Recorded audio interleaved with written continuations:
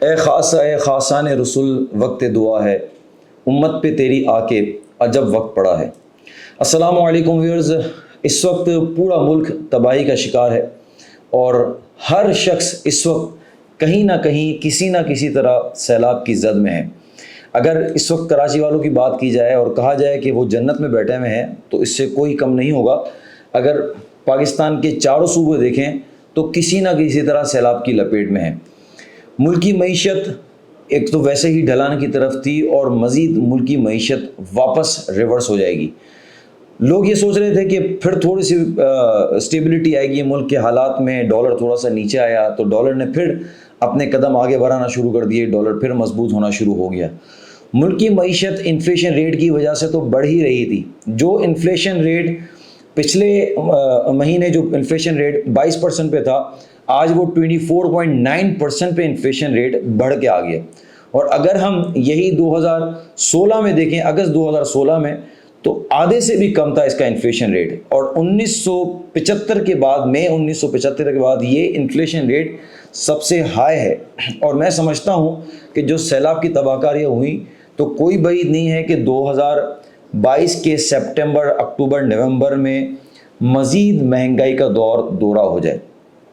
ملک پاکستان ویسے یوزلی جو خود کفیل ہے اس میں آٹا، گندم، چاول، پھل، سبزی وغیرہ میں ہے، جو اس کو ایک تو ریزنیبل پرائز میں مل جاتی ہے اور تازہ بھی چیز مل جاتی ہے۔ لیکن اگر آپ اس سیلاب کے بعد حالت دیکھیں تو تقریباً ہماری جو زرخیز زمین تھی وہ سیلاب کی لپیٹ میں ہے۔ پانی کئی فٹ تک پانی تک اس وقت کھڑا ہوا ہے، اور وہاں کے لیے جو امدادی کیمپ لوگ لگا پا رہے ہیں، جو امدادی کراچی سے جا رہی ہیں یا دوسرے شہر سے جا رہی ہیں یا دوسرے ملک سے آ رہی ہیں، یا جو پولیٹیکل پارٹیز کر رہی ہیں وہ اپنے طور پر کر رہی ہیں، لیکن اس کو اتنا جلدی کور کرنا اتنا آسان نہیں ہوگا۔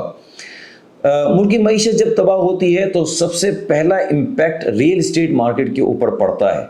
ہر یہ شخص چاہ تو رہا ہے کہ ہر فرد واحد یہ چاہ رہا ہے کہ وہاں پر جا کے ان کی مدد کرے، ملکی معیشت اس طرح بہتر ہو، لیکن ملکی معیشت اس وقت پھر انسٹیبلٹی کا شکار ہے اور مزید ایسا لگ رہا ہے کہ اور تباہی کی طرف ملک پاکستان چلا جائے گا۔ زرخیز زمین جو ہماری پانی میں ڈوب چکی ہے اس سے مزید ہماری اسٹرینتھ کمزور ہوتی چلی جا رہی ہے۔ جو چیز کے لیے ہم خود کفیل ہوتے تھے اب اس کی بھی محتاجیاں شروع ہو جائیں گی۔ ابھی اس منتھ کی رپورٹ یہ ہے کہ 1 لاکھ سے زائد جو فلڈ میں اس وقت لوگ پریشان ہوئے ہیں، جو افیکٹیز ہیں، وہ انہوں نے پھر رخ کیا ہے شہر کراچی کا۔ ملک میں جہاں بھی اگر کوئی ایسی صورت حال آتی ہے، ورس کنڈیشن آتی ہے، تو شہر کراچی کا رخ کیا جاتا ہے۔ شہر کراچی اس وقت اوور برڈنڈ ہے، اور جو لاسٹ مردم شماری ہوئی ہے 2022 کی، اس میں جو آبادی آئی ہے وہ 1,70,00,000 آئی ہے، لیکن اگر مردم شماری پراپر وے میں کی جاتی ہے تو شاید کوئی اس سے ڈبل کی مردم شماری پہ کیلکولیشن ملتی ہے۔ اور اس وقت کراچی اوور برڈن ہے اور مزید کیپیسٹی اس کے پاس نہیں ہے کہ وہ اس طرح کی چیزوں کو سنبھالے۔ جہاں تک روزگار کی بات ہے، وہ روزگار کے حصول کے لیے تو آئیں گے، لیکن ڈیفرنٹ کمیونٹیز ہونے کی وجہ سے بہت سارے نیگیٹو ایشو بھی ہمارے سامنے آ سکتے ہیں۔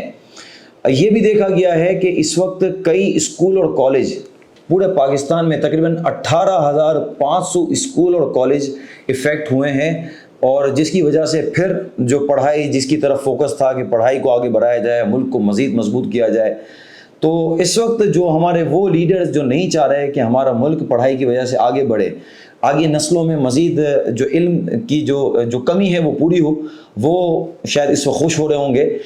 لیکن ان تمام باتوں کا لب لباب شاید میں آپ کو ایک جملے میں کہوں کہ جو قوم نعمتوں کی قدر نہیں کرتی ان پر مشکلات کے پہاڑ ٹوٹ جاتے ہیں۔ یہی وقت ہے کہ آج ہر فرد واحد، اگر میں کہوں، شاید اگر میں 100 میں سے 99 کہوں تو غلط نہیں ہوگا، ہر شخص کسی نہ کسی طرح بے حس ہو گیا ہے، کسی نہ کسی طرح نیگیٹیوٹی میں چلا گیا ہے۔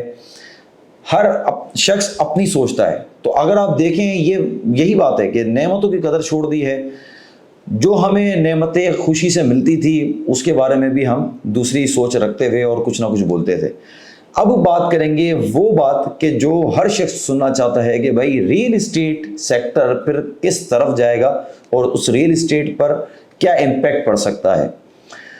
ویسے گورنمنٹ چینج ہونے کے بعد جیسے گورنمنٹ نے چارج سنبھالا اس کے بعد بہت سارے اوورسیز پاکستانی تو بیک ہو گئے.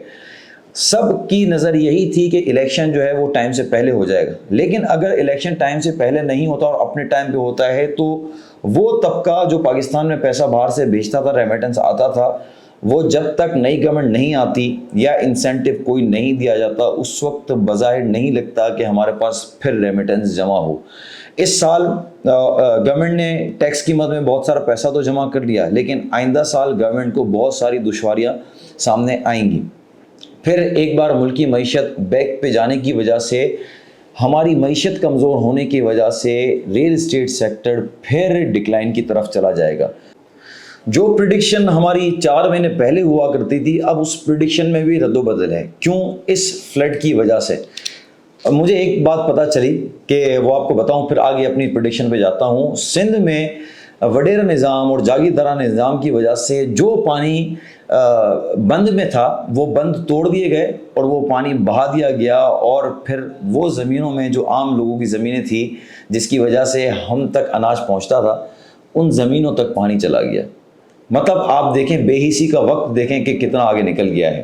اب آپ بات کرتے ہیں اگر پریڈکشن کی, تو اگر یہی کنڈیشن رہتی ہے اور چونکہ جو فلڈ اس وقت آیا ہے مجھے نہیں لگتا کہ شاید ہم اس کو 1 سال 1.5 سال تک کوئی ریکور کر سکیں, تو اوور آل کنڈیشن اگر میں دیکھوں تو مجھے 6-8 مہینے مارکیٹ بہت زیادہ ڈسٹرب لگتی ہے ریل اسٹیٹ کی, کیونکہ بہت سارا انویسٹر ویسے ہی موو ہو چکا ہے پاکستان سے باہر.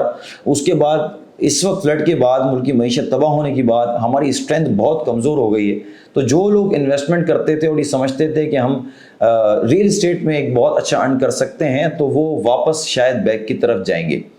اب اگر بات کرتے ہیں کہ جس کی لانگ ٹرم انویسٹمنٹ ہے, تو دیکھیں جو لانگ ٹرم انویسٹر ہوتا ہے وہ چھوڑ دیتا ہے پراپرٹی لینے کے بعد, لیکن جو ریگولر کام کرتے ہیں 6-8 مہینے کی ٹرانزیشن کرتے ہیں, 3-4 مہینے کی ٹرانزیشن کرتے ہیں, ان کا اس وقت ان کے لیے سوٹیبل نہیں ہے ریل اسٹیٹ سیکٹر میں اس وقت انویسٹ کرنا.